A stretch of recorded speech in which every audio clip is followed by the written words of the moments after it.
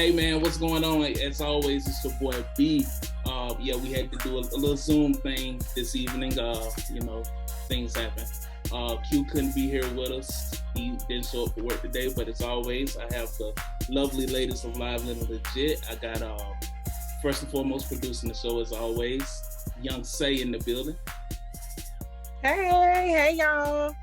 And then of course I got the beautiful and the talented Miss Jaqui. What's up, good people? Very special episode. It's an episode I am so excited about. Man, and I really hate Q can't be here with us on. But we have a very special guest in the house with us. Emmy Award winning film producer, author, son of a magnificent woman, a phenomenal civil rights activist. We have the extremely talented Mr. Loki Mulholland in the building with us. Yes, good to be here. Loki, first and foremost, once again, thank you so much for pulling up with us this evening. We ain't gonna hold you long, but we just got a few questions. First and foremost, I see from all of your gear and the things on your wall that you're a member of Omega Psi-Phi. Of course. That's interesting. That's very, very interesting. Will you go into detail a little bit about how you made the decision to join an all-Black fraternity? Well, my mom's a Delta. Which is also that's interesting. only right. Very, very interesting. It's family legacy, right? And right. When I didn't know. Well, when I went to college, our college didn't have Omega Psi-Phi fraternity there, so it wasn't even an option. I figured once you graduated from college, that was it. Right. And then years later, I learned about grad chapters, and I was like, oh. And so I asked my mom. I said, well, which one should I join? And she says, well, when I went to school, the alphas were about looking good, and the omegas were about doing good. And they were men of similar ideals, and all my friends were omegas, and so it made sense for me. Okay. Awesome. That's so interesting. Right. It really is. Did you? The mom's never wrong, so what can I say? Right. Did you receive any pushback or any flack? Being a white male joining an all-Black fraternity. No, I mean, there's always those question marks. There's always the looks and stuff from those who don't know. Omega Psi-Phi fraternity is founded at Howard University, but it hasn't been an all-Black fraternity since at least 1949. So I'm nothing new in that respect. Right. But I mean, it's I do stand out in that respect. But it's all about the work. So definitely. Right. I definitely agree.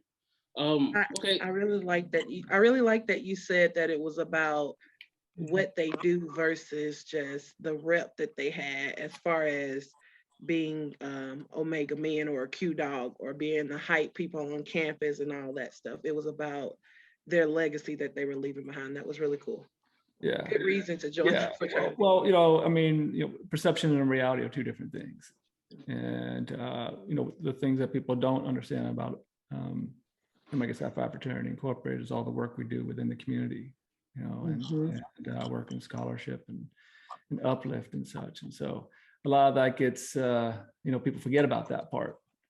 But these are, we're men of high ideals and, working to make change and to make the world a better place. So, I mean, we like to have fun. Of course. But at the end of the day, it's about the work, Yeah. Right. So. Cool beans. Awesome. That's awesome. Okay, ladies. Y'all got anything? Of course. Was it? No, easy, right? Well, I did get a chance to look at some of the content that you had and also in reviewing your web page. One thing that I really like this. Of course, it's your quote that you had, and it's not enough to say you're not a racist. You need to be actively opposed to racism every day. Right. So, in watching the documentary and kind of thinking about that quote from you, my question to you is, do you think we should just, in every opportunity that we may have, just have that difficult conversation with even strangers and say, what is your contribution to the current state of racism, and or how are you fighting against that? Yeah, well, there's a time and place for everything, right? And I can give a great example of this. So, in back in the 1960s, my mom, well, not even my mom, I'll pick on someone else, Bob Moses, the late Bob Moses, and Luvon Brown, and I forget who else was Luvon, but they were in the Delta, Mississippi, and these were SNCC workers, these were freedom riders, right? And they weren't being served a Coke in the middle of the Delta. And Bob wanted to make a scene of it.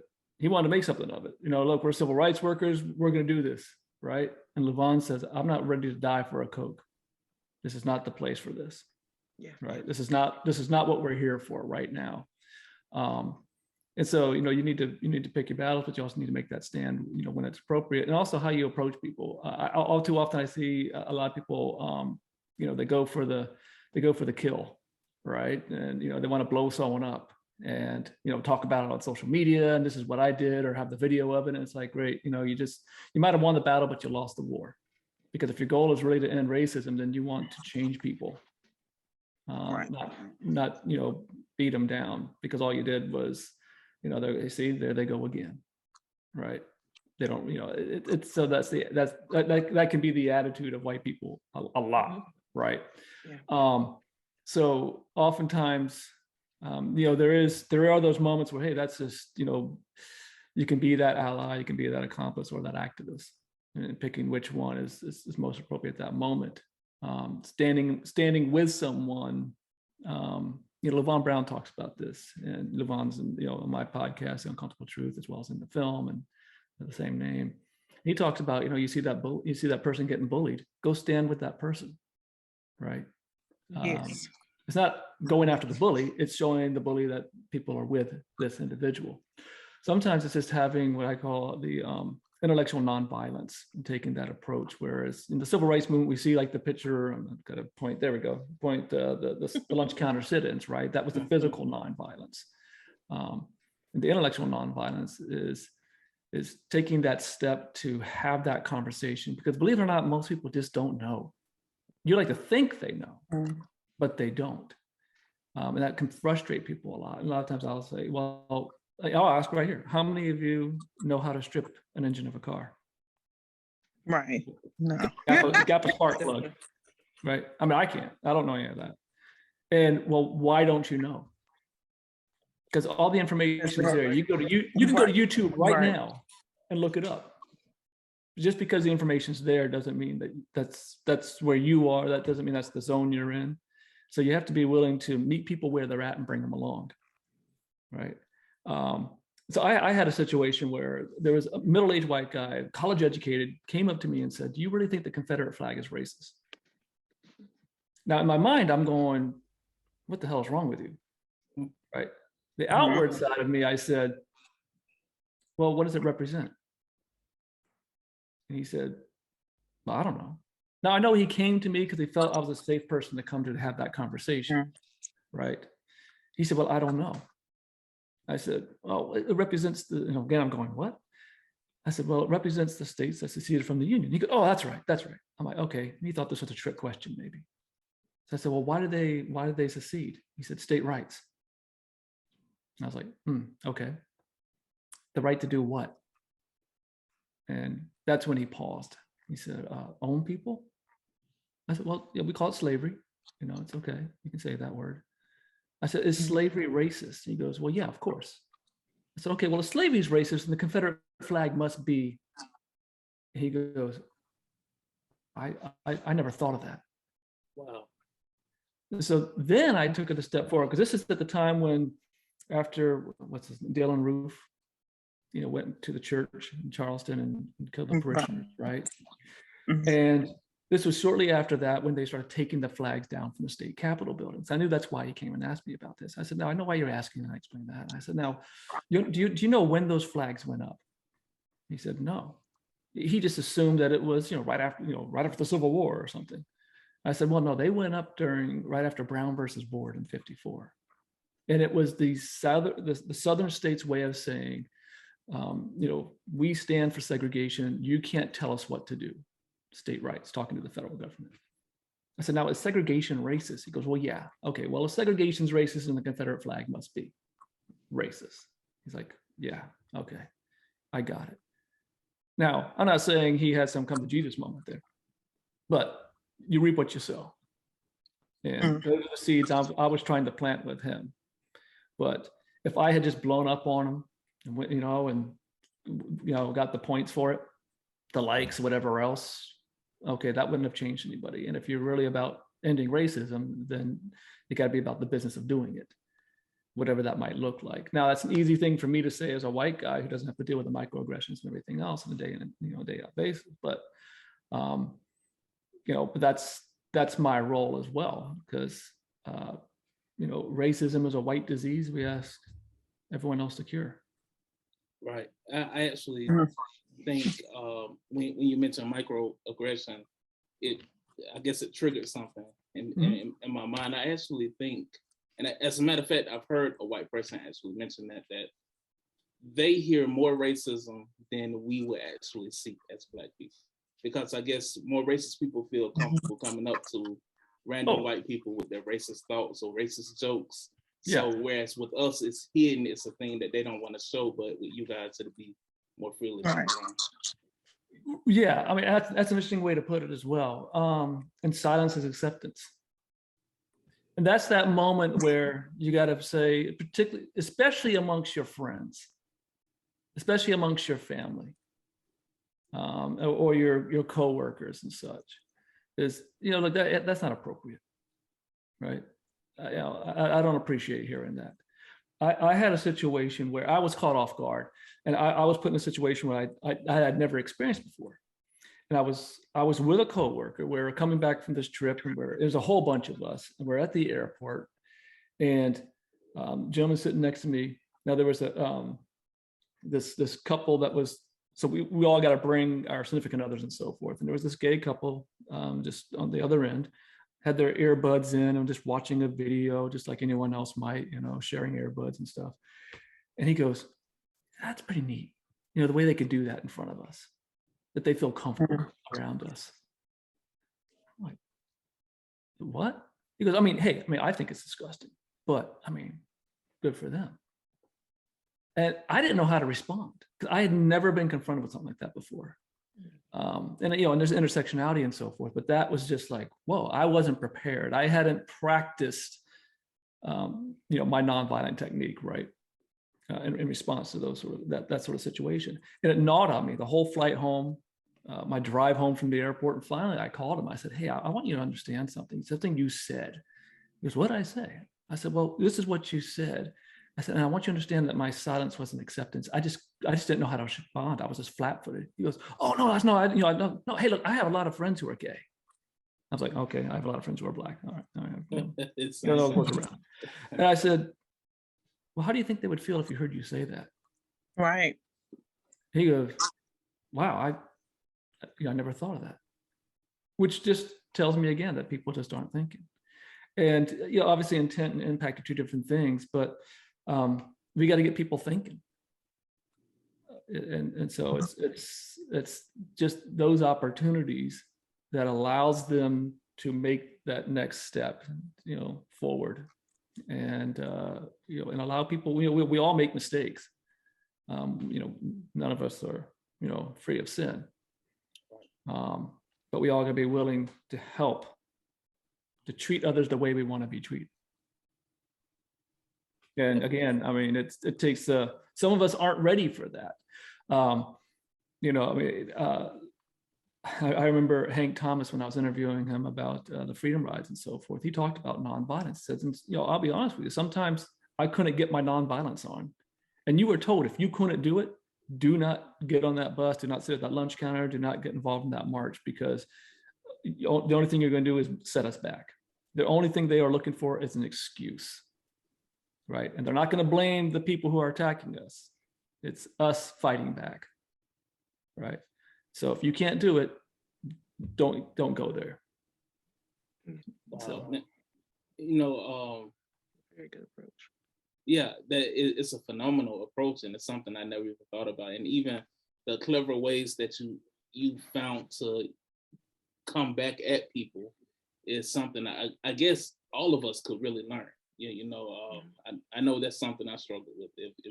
If you say it and I don't like it, I'm 9 times out of 10 my response is going to be something out of the way. So I guess that's definitely something I could take in. But I could tell you, I'm immensely jealous of the fact that you've had the opportunity to sit down with so many icons, and including your own mother. My grandfather was an activist, and he died when I was 20. And one of the biggest regrets of my life is I never picked his brain to get stories and to get knowledge from him. So I like, once again, I'm completely jealous. No, well, mom is still mom. I mean,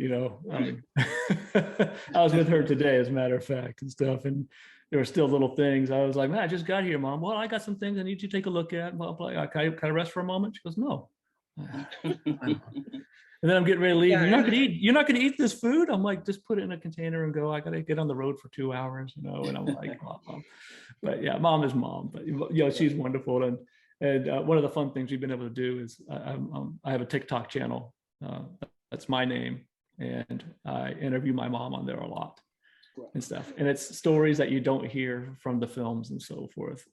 Like today, I posted one where she's talking about how she's, how she was a bodyguard for Joan Baez. And so it was like, it's a pretty funny story. I mean, obviously it's TikTok, you're kind of setting people up a little bit, but it is a true story. What does that mean? We'll have to follow up. I particularly liked what you said, and it's just more so taking like an educational approach, like in a softer approach when you are responding to people, because like you said, everybody don't know. Right. And when you are given those opportunities, take advantage of them versus shutting people out or pushing them off with the already response of being angry or upset about what they're asking. Thank you. Yeah, and knowledge is power. I mean, you need to be armed with it. You need to be prepared to know how to talk about those things and practice those things ahead of time. What is that conversation going to look like? What are you going to do when you walk into a situation and someone says something? What's right and what's easy are really the same things. And so you have to be willing to just know that you can do it. And after you've done it one time, it gets a little easier and a little easier. I can't say I've been perfect with it either. My mom definitely isn't. I mean, boy, when she gets lit, we were speaking at this university in Utah, and all these college students, and one kid was just kind of getting at it a little bit, and one question he said, well, how can there be a lot of racism in Utah when there's not a lot of Black people in Utah? And I said, well, perhaps there's not a lot of Black people in Utah because there's so much racism. Did you consider that? And and he kept going, and then finally he just said to my mom. My mom was just so sick and tired of him. And this kid says, well, what's the biggest challenge Black people are facing today? My mom says, white people. Next question. She was done. Like that. Just shut him down. And it was just like, I'm like, oh man. Well, we definitely lost that kid. But, you win some, you lose some. Yeah, exactly. But that's mom, right? Now, I do have a fun question for you. So you being a Q, you the son of a Delta. Yes. What are some of your best experiences with the Black culture? So either dance, food, what are some of your most fun, memorable experiences? Oh gosh, the laughter, the stories and the laughter, just the joy. Yeah. The fellowship, the food is, every year New Year's Day, I black eyed peas and collard greens and the like, and that's what my mom did. I mean, growing up, that was just a Southern tradition. Yeah. And for me, it was all of our civil rights friends would come through, especially on that day. And so, you'd have those stories. Now we would, for us, it was just kind of a normal thing. But, as I would tell people that, of course, we knew about Malcolm, we knew about Martin, but in my mother's home, it was always about Medgar. And that was because she was Mississippi and all of her friends were Mississippi. And Medgar Evers was that leader in Mississippi. And so, but yeah, and so food wise and stuff, I remember, when I was, when I was coming around with the Qs, my friend Marlon Lynch III, he was like, "Oh, you want you?" They wanted to see how I was going to hang out a little bit, because now, mind you, this was in Utah. I lived in Utah for 22 years. I'm from Virginia, born and raised, and my wife and I just moved back here, back in June. So he's like, "Man, who's this white guy in Utah wanting to hang around the Qs?" And so, I hung around, and they didn't really know anything about my mom in that regards. Well, I shouldn't say they knew, but they didn't know. They didn't make the connection, and so that was just kind of kept under wraps a little bit. But it was like, well, he's just not that normal Utah guy. And I'm like, well, I'm not from Utah, and so it was a very natural thing for me. Yeah. So I mean, but yeah. Truly, I mean, Omega Psi Phi fraternity, I mean, friendship is essential to the soul. And there's that friendship and that bond that exists there. And, there's the fellowship and through it all, it's just the laughter. It's just the joy that can exist even amidst the adversity. And just a reminder to persevere and see it through.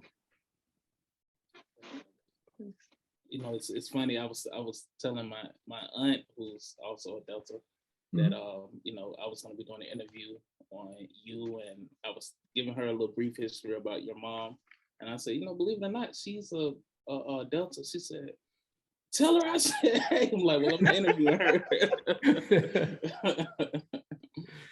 But that's great. That's great. So a little bit about your mom. I know you had mentioned the Jackson SitIn, which was by far, watching the documentary, one of the bravest things I've ever seen anyone do.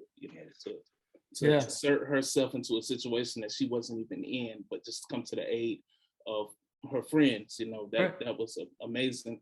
And speaking with her, what was that sentiment like? Because I know towards the end of the documentary, you mentioned that she didn't really tell those stories. So watching her relive all of that, what was that like? She would say, "Well, you guys just never listened." Again, because the civil rights folks were around. It was like, well, we're kids. We wanted to play with the other kids, but the polite thing was you had to sit there for at least 10, 15 minutes, and then you can go out and play, right? But that's just old people telling old stories again, right? But I thought maybe perhaps I was the only one who didn't know him. But as I was making the film, my brothers, I have 4 brothers, they were all like, "When's this film going to be done? We really want to know the story." And and we knew this. We knew the photos. We knew some of the stories, but the deeper parts of the stories we didn't know. And even though, like in Ann Moody's book, Coming of Age in Mississippi, she talks about that Klans list that my mother was on, and Annie and others. But it just kind of goes through you. Yeah. And it's just one more factoid that just you don't really calculate. I think for me the most telling thing is when I was making the film, I would ask places like the Birmingham Civil Rights Institute or the Mississippi Department of Archives or whomever for an image and such, or if I was calling someone to try to get an interview, and I would you start name dropping your own mother, that gets interesting. But they would say without fail, for Joan, anything. Wow. And that really for me set it home. It was just like, wow, who is this person? What was she? I mean, why would they say that? And I think Levon sums it up towards the end of the film. And he says, here was this woman who could have had it all. She could have, married gone to the right school, married the right husband, and done all that sort of stuff. But instead, she said, she chose the courage of her convictions, and she stayed. that was one of the things that LeVon always kind of continued on, was that the fact that even though she came to Mississippi, a lot of people came to Mississippi, but she stayed. And that says a lot. And despite everything, even though facing it, she didn't leave. She didn't turn away. She didn't say, okay, I'm done. Right. Now, obviously, her fellow civil rights activists, particularly those who were African-American, they couldn't be done. Right. Because they were going to continue to face that. She didn't have to continue to face that adversity and so forth. Being signaled out, particularly as a white activist, white Southern woman. I mean, she was the epitome of everything that segregation was supposed to be about, right? Yeah. And here she was saying, no, it's all a lie. But at any point, she could have just blended right back in with the rest of them. Mm-hmm. But people ask her all the time, well, why'd you do it? And what compelled you? She said, well, I actually believed in what we read, what we were taught in Sunday school, right? You treated others the way you want to be treated. You done the least of these, my brethren, you done unto me. She was all that good King James stuff, she says. And I believed in the Declaration of Independence and those founding principles that we're all created equal. I just found that we were hypocrites. We weren't living it. And she chose to live it. Yeah, that's something that Jaquisa and I was just talking about before you came on, that she did all of this within it was 4 years. It was her college years, basically, right. And to do all of that, then just graduate college and go and live normal life, get married, have kids, work a regular job, and here you're a true American hero. You are a patriot, Yeah. These people that run around with the American flag and call themselves a patriot. No, this is a patriot. She sacrificed everything for a cause that really didn't even affect her. You know what I'm saying? But she saw the wrongdoing, sacrificed everything, gave her work, and went on and lived a normal life. It is truly something else. Yeah. Yeah. And I particularly like the part where she shared that it was more so to help those come after her. Like it was one less battle, or at least a part of a battle that they won't have to fight. Right. Yeah, exactly. And yet here we are today, seemingly taking some steps back. Right. And it's she's been asked a lot about that lately, just like, how does it feel at this point? And it's just a reminder of how much more we need to, press forward. And that, we ended legal segregation, but societal, that foundation of racism still exists. And a lot of gains were made. Let's not kid ourselves, right? Yeah. However, there's still work to be done, and so we just need to be willing to continue to press forward with that and to see it through. Yeah. Definitely. Well, but she's her and many of the activists I talked to are really they're really encouraged by what they saw in 2020. That such a diverse group that came out on the Black Lives Matter March, and the sheer numbers. I mean, we see things like the 7 Montgomery March or the March on Washington, and LeVon was like, man, we'd be lucky if we got 10 people come out, right? So to see that many people come out, and just throughout the world, right? It was just breathtaking, and and gives one hope. Yeah, it's definitely a battle we continue to fight today. The battle's fought, victories not won yet. I personally still believe that Dr. King's dream can still come to fruition. Yeah, and not just the dream, but the stuff he talked about before that. Yeah. I mean, people love to pick on that dream, especially white people. They love talking about that part, right? It makes them feel good, right? Because it's non-confrontational. Right. It's like it's basically saying, I didn't do anything, right? So okay, I'm good. And I mean, but that first part of that speech was all about the check that's due. It's really about reparations when it's all said and done. And let's fix this problem. Let's create create true equity and so forth.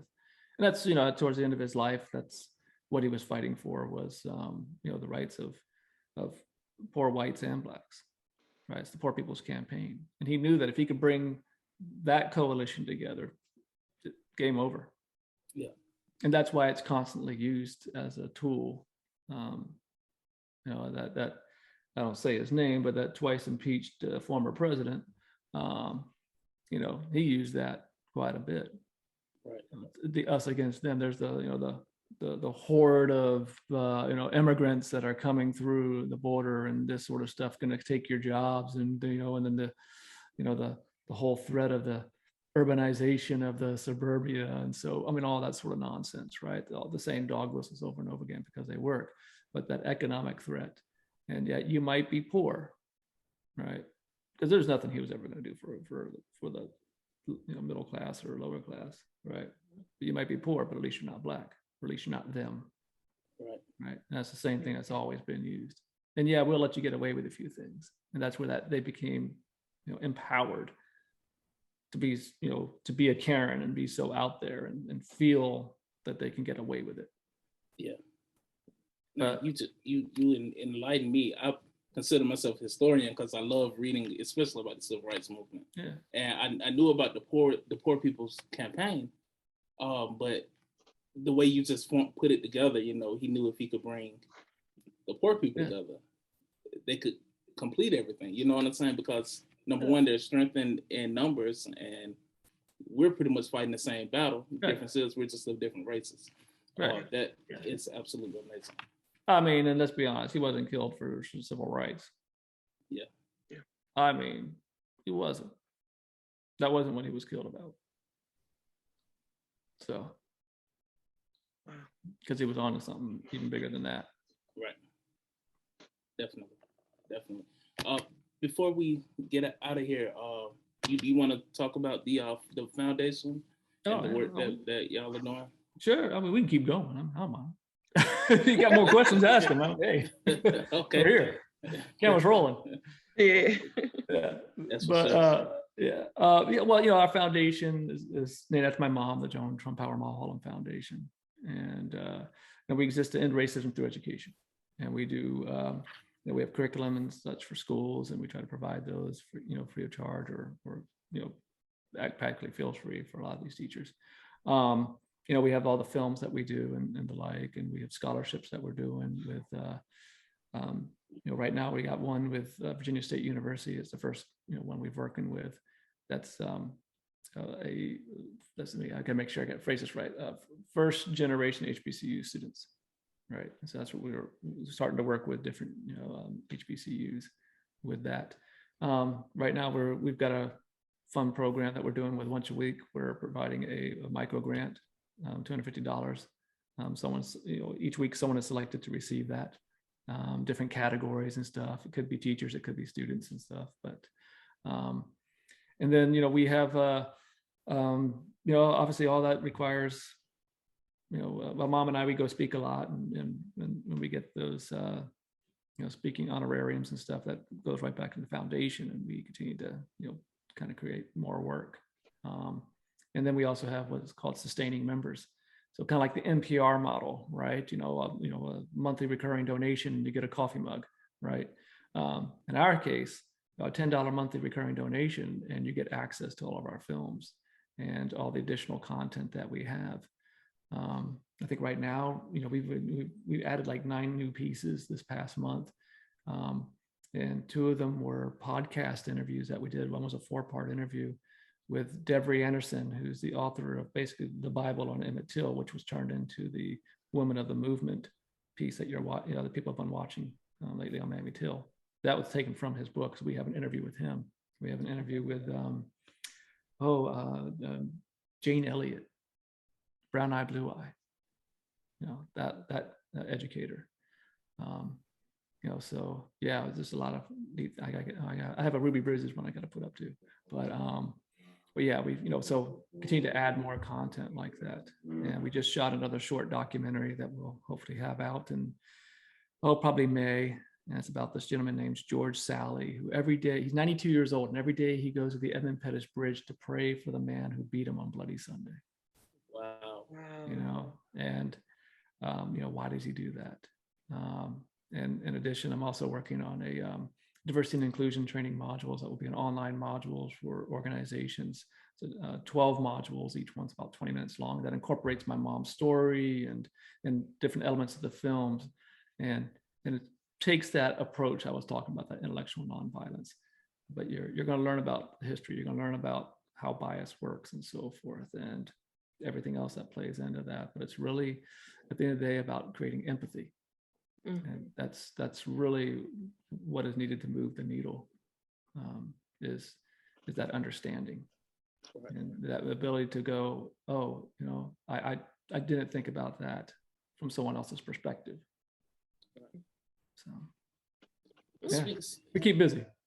Yeah, definitely. It sounds like. Speaking of the Edmund Pettus Bridge, did your mom participate in any of the movements here in Alabama? We're in Birmingham. Oh, okay.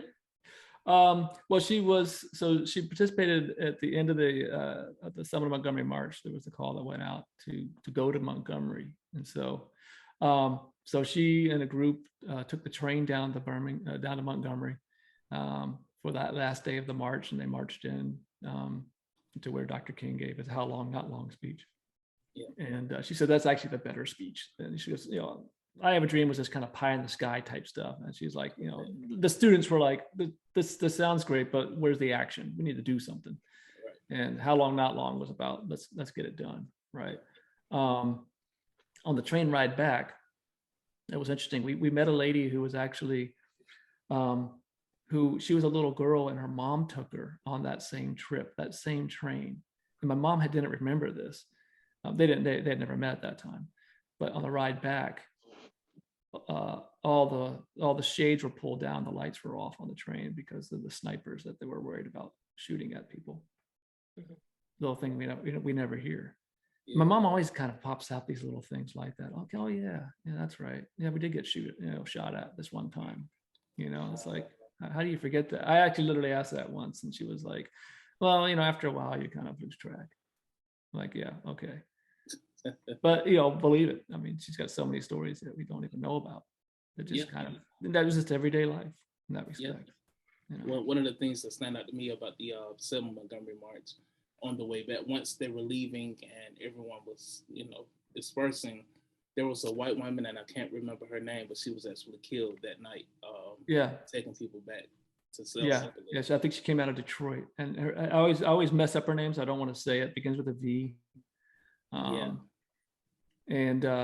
But my mom, so she on the Freedom Ride, so the Freedom Rides ended in Montgomery. That's where, in respects of the buses, and that's when they were trapped at the First Baptist Church, and the mob had thrown rocks to the windows, and then then the police officers shot tear gas, and so all that was going into the church. They were all huddled at the bottom, and Dr. King was there, and so forth. And they're all allowed one call, and a call went out to my mom from Paul Dietrich, because he knew that my mom had a phone by her bed, right? And there's efficiency of apartments that she actually had a phone, whereas if they called a dorm, it might have been down the hallway, and by the time you got to that person, your call was done because you only had like 2 minutes. And he said, Joan, this is Paul. I can't talk. We're trapped in the church. Send more riders, right? And Diane Nash and others, got that same call, and that's when my mom and Stokely Carmichael and a group of others flew down to New Orleans and took the train. New Orleans was where the Freedom Rides were supposed to end, and took the train from New Orleans to Jackson, the Illinois Central, as a matter of fact, because the arrangements were made between the Kennedy administration and Ross, the Governor Barnett, I think at the time. Basically the Kennedy administration basically sold out the Freedom Riders. It was, we're not going to beat them publicly on camera. Right, we'll just jail them. And so the Freedom Riders figured out, well, let's make jailing so difficult for them that they will stop jailing us. That's when all those riders started coming. And it was just a handful of people when it's all said and done. I mean, just a few hundred people that changed the course of history. Right, it's amazing. And that's when once the county jails got overfilled, that's when they sent them down to Parchment. Right? Oh yeah. That's something else. Yeah. So Mr. Loki, I have a question for you. As you've been Mhm. doing the work that you've been doing with the foundation and working to educate more people about racism and changing that narrative and stuff, Mhm. have you told us about times where you've ran into where the educating and the kind of talking it out worked? Have you had any moments where you were kind of trying to educate the person you were talking with and it didn't work and you kind of got a lot more pushback? Oh yeah, it's called TikTok. Oh my gosh, man. I Yeah. mean, but you get a lot of comments and things like that from people, not publicly. I don't really get a lot of people publicly. I think I had one incident at a film screening of The Uncomfortable Truth where a gentleman stood up in the middle of it, said, "This is BS," and walked out. Of course, he said the word, right? And it was like, what'd you think you were going to walk into, dude? Right? You had to make a scene and make it about him. But on TikTok and stuff, it's those sort of things. You get those sort of messages, and I've gotten, that's kind of a modern day hate mail, if you will. But and from time to time you get an email and things like that. But I learned long ago that you don't even bother responding, because there's no way to win in social media in that respects, right? It's always a back and forth, and there's no way to have a real conversation and get full context. And people seem to mellow when you're actually having a conversation with them. Some people, it's like, hey, look, we're just not going to agree, right? I I had we moved out here to Virginia, and probably in the first week or so, my wife and I would take these walks and stuff. We live out kind of more in the countryside a little bit, about 20 minutes outside of Richmond. And we kept seeing this old couple taking the similar walk. And they live about a mile from us. And we started chatting a little bit. And then one day, it was just me. And the lady says about they had just changed the name of the high school, like in the past year or so, from Lee Davis High School to Mechanicsville High.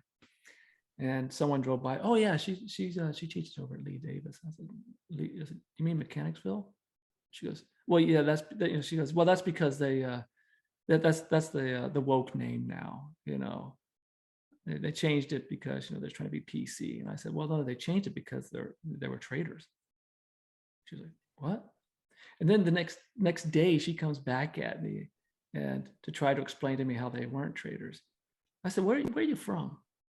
She goes, well, South Carolina. I said, how long has your family been here? She goes, we've only been here, we've been here for 50 years. Like, yeah, I mean, like in the country. Yeah. Right. I said, because my family's been here since 1610. Right. So, I think I got seniority over you. Right. I said, look, I talk about this all the time. This is not a discussion you want to have. You're not going to win this. Right. And she hasn't talked to me since. And that was the end of that. I might get a polite hello at church. Come to find out she goes to the same church. It's like, but I mean, so you get those sort of situations. You just kind of learn to ignore it. There's even when we're shooting some of our films, we get people. I remember when we were in Selma, for example, we were shooting the film after Selma about voter suppression since the Selma Montgomery March. And Joanne Bland was with us. We're in the cemetery. This is the city cemetery, and the only spot in the city cemetery that's privately held is held by the United Daughters of the Confederacy. And of course, they got those statues, Bedford Forrest, who was called the defender of Selma, and all that sort of crap. And as we're shooting this stuff, there's this guy who pulls up in a pickup truck. And I knew he was a diehard because he had a Confederate flag in his back of his window, this little sticker. And I'm not talking about Robert, the General Lee Dukes of Hazzard Confederate flag. I'm talking about the Confederate States of America flag, right? So it was an older gentleman, white beard and stuff. And I walked up to him and said, hey, how you doing? Pretty good. What y'all doing here? I said, we're just shooting a little something. And he's like, yeah, I just like coming out here, just kind of relaxing and find it peaceful out here. I'm like, oh, all right, right on. And so, eventually, of course, we couldn't shoot because the guy was like in the middle of a shot. So eventually, he goes on, takes off. And I went over to Joanne. I said, what was that about? She goes, oh, that's the Klan. They'll be back. They've got plenty of people watching us right now. And sure enough, cars would cycle through. And they do this. Even when she comes and brings school children, they come. Because they want to make sure she tells the right story, which is the story they want told. Not the story that she tells. And so it's yeah, but that comes with the territory. Yeah. And sometimes you get that. Yeah. Sometimes it's just you're not going to get through to people. And that. There's going to be some people who are so stuck in their ways, and that's that. But you did what you were supposed to do. And so, yeah. And people can change.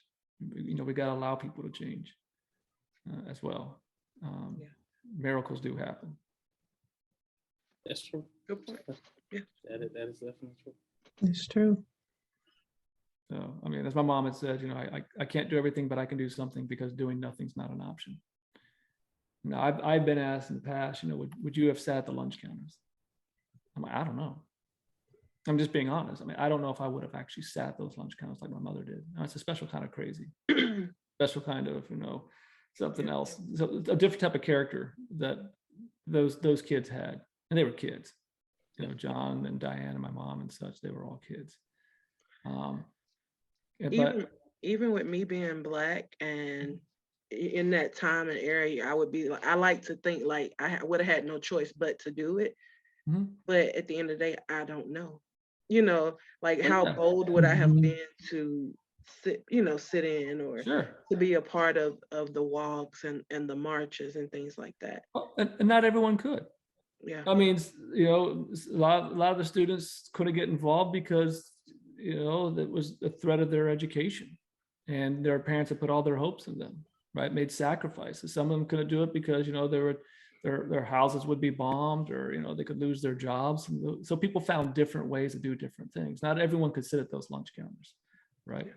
And so I don't fault people for that, right?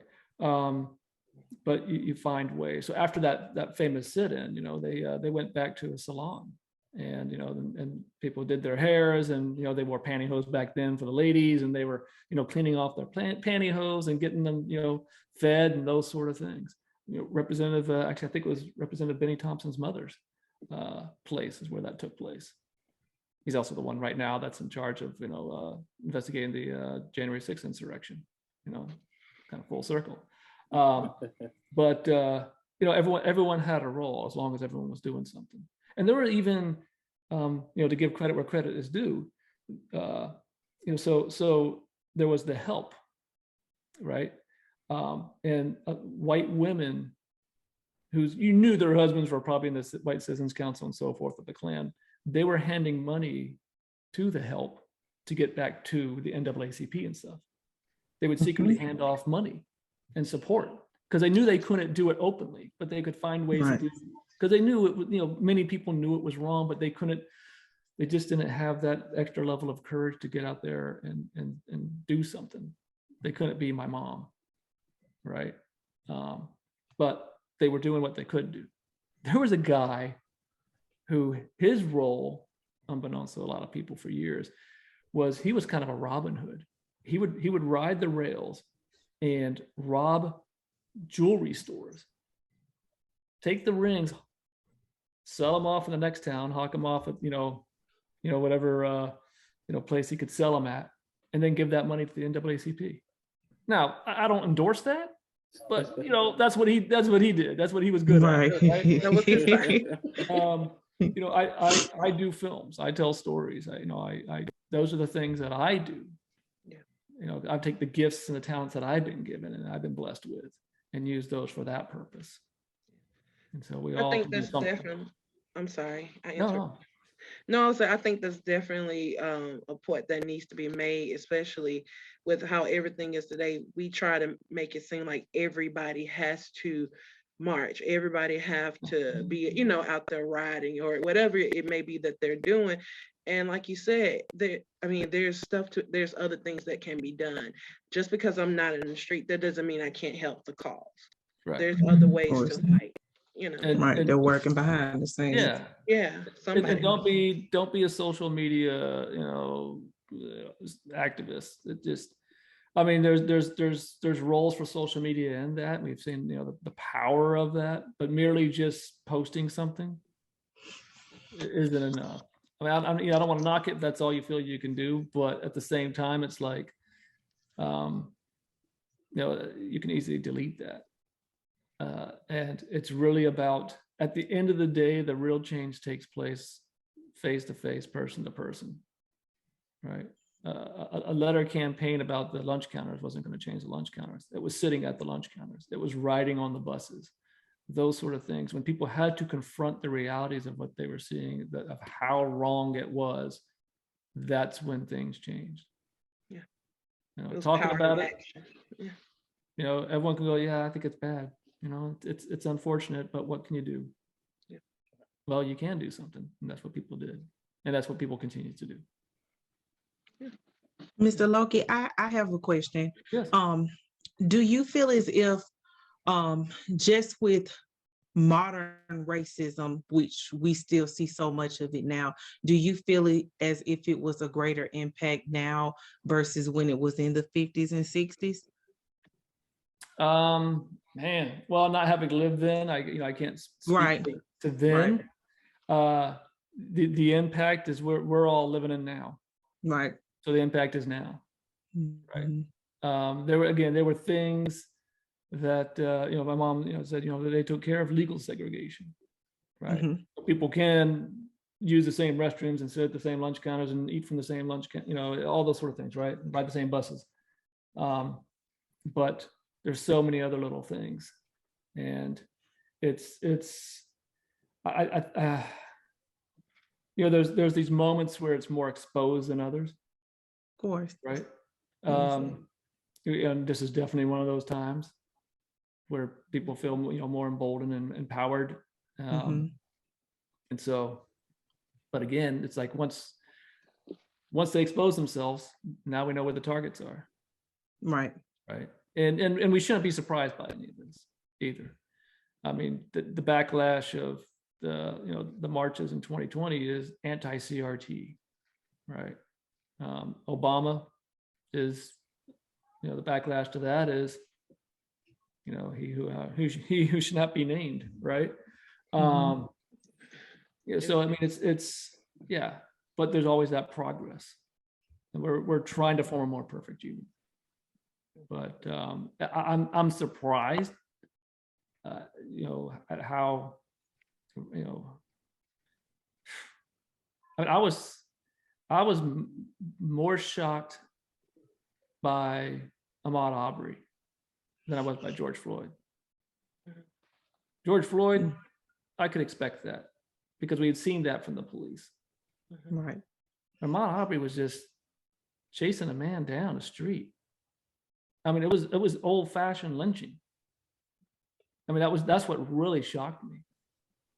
And that they felt it was okay to share that video and they would get away with it.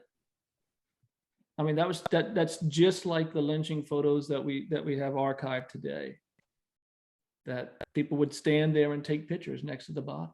Mm-hmm. And then send them as literally postcards in the mail. That's the same thing. The only difference is 100 years.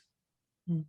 And so that one really, really shocked me. I was like, wow, this is just bold-faced, you don't belong here. Right. Yeah. Do you think that with the former presidents, with him being in president, with Trump being in presidency, and how everything happened as far as bringing to light a lot of those people who are racist and stuff, do you think he kind of set us back in terms of how progressing towards changing making change in racism?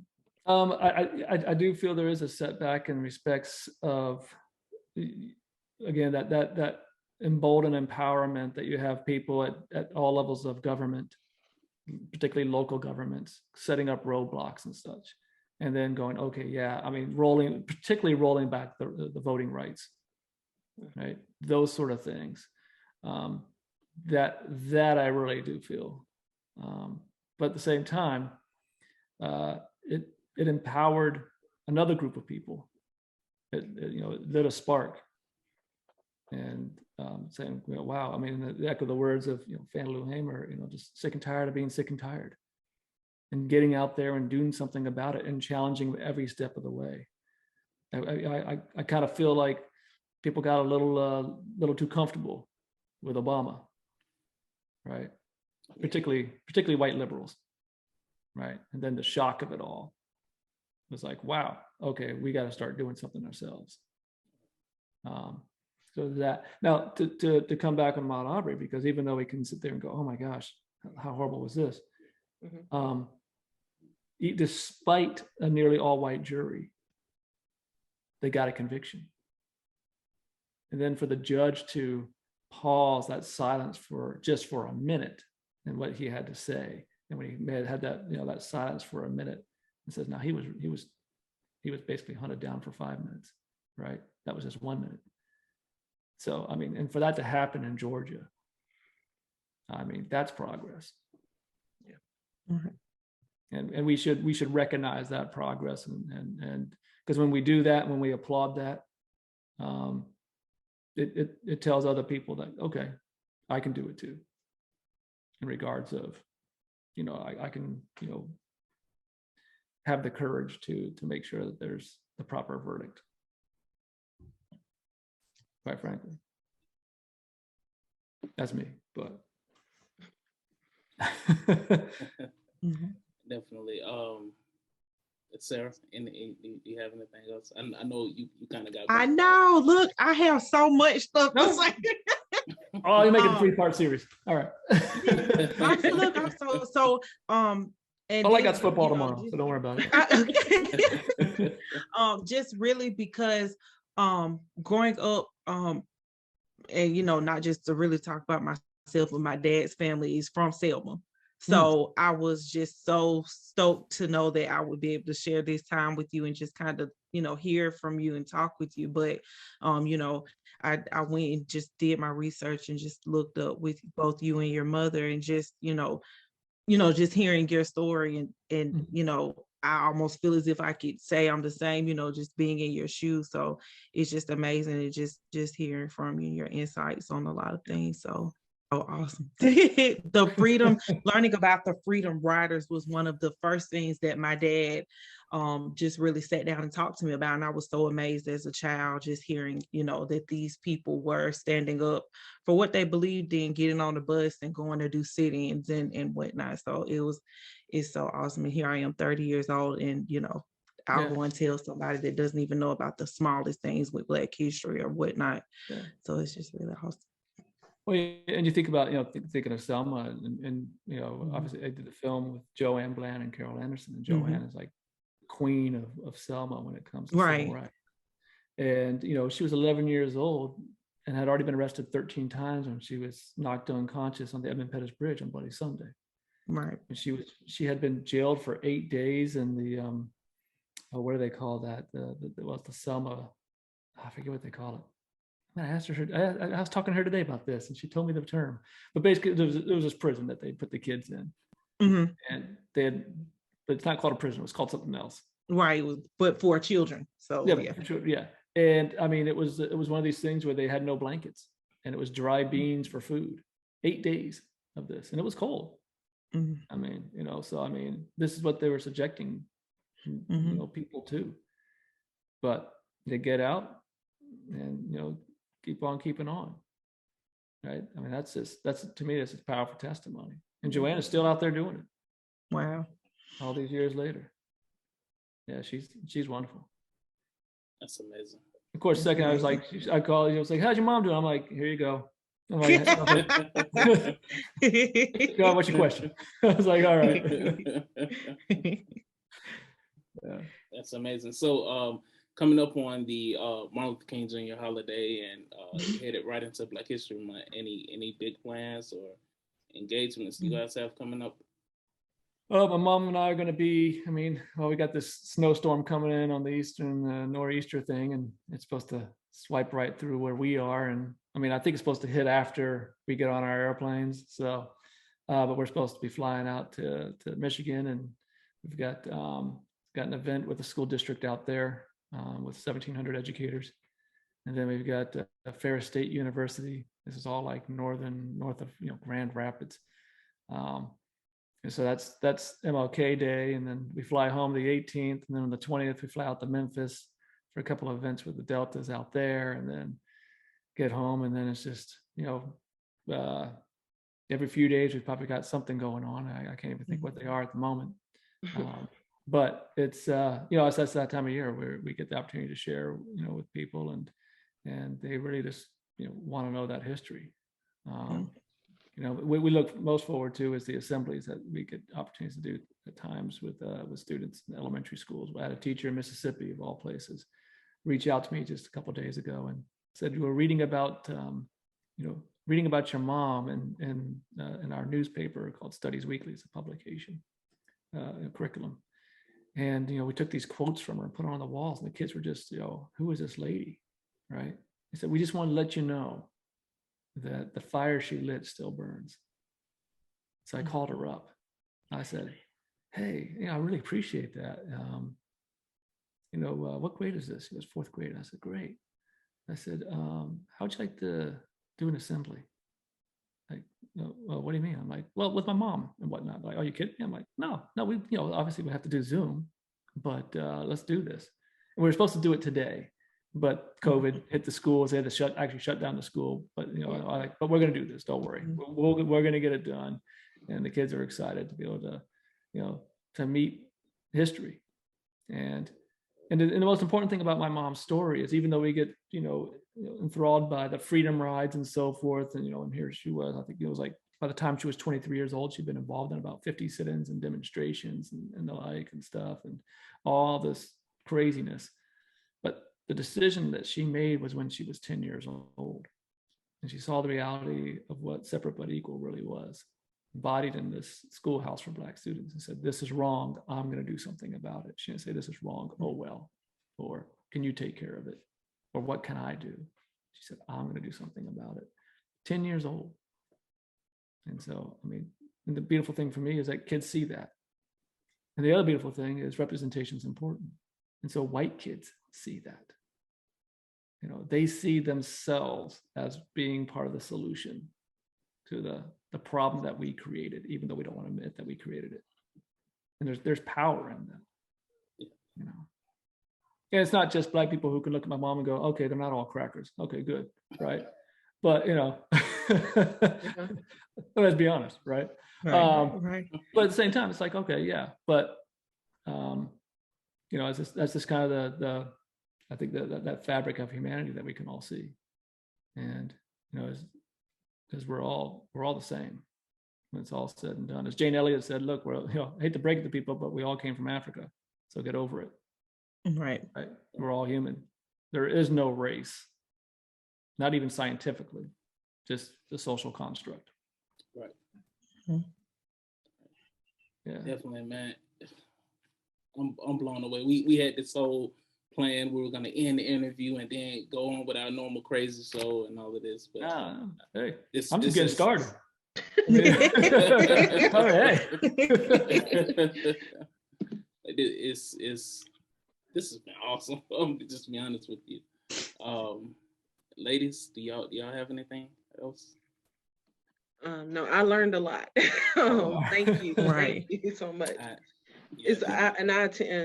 I attend a multi-racial church, as to say. So we have Koreans, Blacks, whites, it's just Hispanics, all kinds of people, Colombian, whatever. And so our church has had the tense conversation about racism before. Yeah. And so I enjoy moments like this where I get to hear someone else's perspective, and I have really learned a lot, even in just listening to your documentaries and just talking to you now. Yeah. So it's been really good. No, I appreciate that. No, thanks so much. Yeah. Definitely. And I think same with Jaquith, I can't wait to go and share. Yeah. So it's awesome. Yeah. Well, this is what we do as Qs. So, like my mom said, we're about doing good. I mean, obviously all the Divine Nine's about doing good, but yeah. Q's do it best. There you go. One of the things that caught my attention to you was I follow your TikToks, and you were discussing the economic impact. Oh my gosh, racism. Did you read the comments on that one? I want to say I scrolled through them, and yeah. Oh, it's a lot of stupid people in the world. You know, a lot of stupid people left. Oh yeah. It's like what are you defending? Yeah. I mean, and they'll say, look, yeah, slavery was wrong, but okay, well, the second you said but, you told me that you don't think it's wrong. Because you're trying to justify, you're trying to protect yourself. Right. Because they feel that, you know, you're talking about them.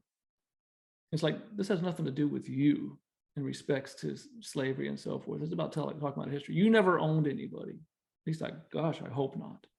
Right? You weren't part of Jim Crow. Okay. We're not talking about what you didn't do. We're talking about what you're going to do and what you need to do. Right. And that is the past, but we're all downstream of the past. We have to understand that there is an impact. I mean, what was it? The last pension of the Civil War was paid in May 2020. Wow. Didn't know that. And think about that. That is shocking. I mean, now there's some sick math that goes there and stuff, but yeah, I mean, it's confusing and everything else. You're going, wait a second, that's like 150 plus years. Yeah, but the last pension of the Civil War was paid just 2 years ago. So just hard dollar impact out of pocket. I'm not talking about, theoretical dollars and so forth, even though we know that all that's real. Actual dollar payments, right? Impact on the US government coffers, 2020. So don't tell me that there wasn't a greater impact, right? I mean, that's what we talk about in the Uncomfortable Truth, right? We talk about the GI Bill. That was just one policy over 70 years. Now compound that by hundreds of policies over hundreds of years. As I say, it starts to add up, right? So yeah. Definitely. I tell you what, if you're with it, I'm gonna reach back out to you, and we can spend that whole show talking about the economic impact. Oh yeah, so, yeah. I was like, how did we get on that one? I was like, oh yeah, that's right, TikTok. Yeah. So that's definitely something that we're gonna pin in the calendar, and I'll reach out to you so we can get that scheduled. All right. I'm excited about that one. Well, guys, that's gonna do it for us for this show. I definitely appreciate you checking us out and joining in with us. Loki, before we go, do you want to throw out any of your social media accounts or what do people do? I don't even know how to even talk about those. I'm on TikTok, Loki Mulholland, Instagram, the same thing. Facebook, if people even go there anymore. But really go to our website, JTM, Joan Trumpauer Mulholland, jtmfoundation.org. Definitely. Sarah, where can the people find us at? You can follow us Live Lit Legit, Instagram, Live Lit Legit.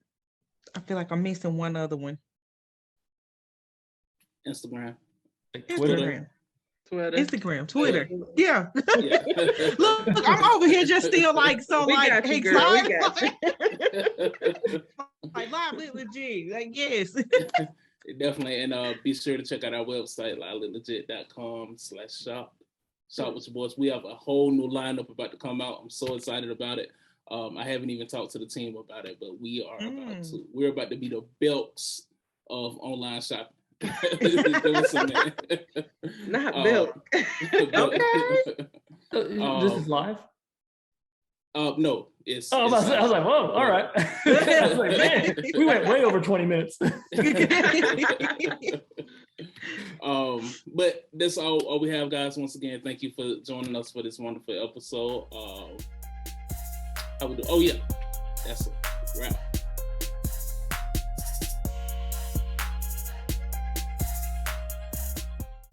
Man, look at man. Y'all sitting here watching these videos. So you know what? Why you just click on one of these other 2 or 3 that's sitting here waiting on y'all to click on and go on get in the next thing. Get busy. Function with your people. Lively legit. You know what it is.